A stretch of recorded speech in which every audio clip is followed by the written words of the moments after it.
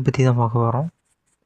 ஆக்டிங்கில் பார்த்திங்கன்னா முதல்ல வந்து ஒரு கேரக்டர்னு எடுத்துக்கிட்டோம் அப்படின்னா அந்த கேரக்டர் இதுதான், இந்த கேரக்டர் இப்படி தான், இந்த கேரக்டரோட குணம் இதுதான், கோவக்காரன் பயந்தாங்கொழி அப்படின்னு நம்ம வந்து சொல்லக்கூடாது.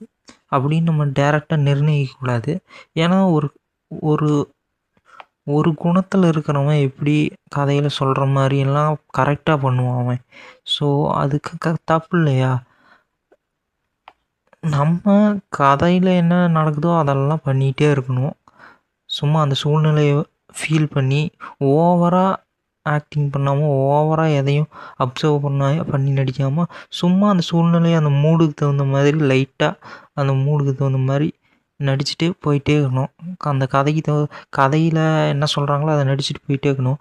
கிளைமேக்ஸ் வரும்போது அந்த கேரக்டர் என்னவா உருவாகிருக்கு அப்படின்னு பார்க்கணும்.